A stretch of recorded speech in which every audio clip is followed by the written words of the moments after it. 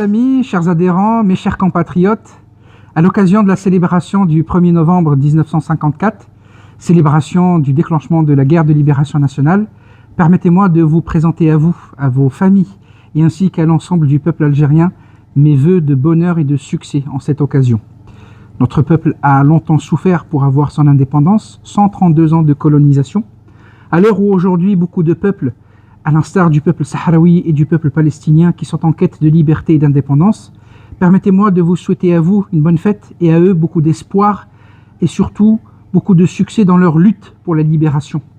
Il est vrai que la guerre de libération nationale et la révolution algérienne ont été un phare pour beaucoup de citoyens de par le monde, beaucoup de gens qui espèrent la liberté et qui sont en quête d'indépendance et de liberté. Ça a été pour eux un phare. L'Algérie a été la Mecque des révolutionnaires, elle le demeure toujours et elle le demeurera encore demain. Aujourd'hui, nous sommes libres, nous sommes indépendants. Notre souveraineté s'est acquise durement, avec du sang, beaucoup de sang. 1,5 million de martyrs sont tombés pour que l'Algérie soit libre et indépendante. J'espère qu'aujourd'hui, nos enfants et surtout la nouvelle génération perpétuent le devoir de mémoire. C'est très important, ce devoir de mémoire pour les générations futures. Il faut toujours savoir d'où l'on vient pour savoir où l'on va. Au peuple palestinien, au peuple sahraoui frère, je leur dis de ne jamais perdre espoir.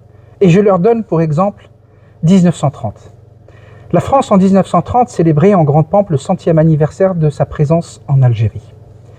Personne ne se doutait en 1930 que 30 ans plus tard, l'Algérie et les Algériens allaient arracher leur indépendance et surtout recouvrir leur souveraineté nationale. Souveraineté nationale qui a été acquise, arrachée au prix du sang. 1,5 million de martyrs. Alors aujourd'hui, vous l'avez sans doute vu, vous l'avez sans doute su, les descendants de l'OAS, les héritiers de l'OAS, ont célébré dernièrement ce qu'ils appelaient un acquis, c'est-à-dire le vote à l'Assemblée nationale de la dénonciation des accords de 68. Comme si ils étaient en train de célébrer un retour de la France en Algérie, comme s'ils célébraient l'Algérie française. Et puis, de l'autre côté, nous avons un autre pouvoir, un autre régime qui a fait descendre son peuple dans les rues pour célébrer une décision du Conseil de sécurité des Nations Unies et qui ne change absolument rien à la réalité du terrain et à la réalité de l'histoire et à la réalité du droit qui est celle du droit du peuple sahraoui à son autodétermination. En regardant ces célébrations, j'avais l'impression que le Maroc avait recouvert Ceuta et Melilla.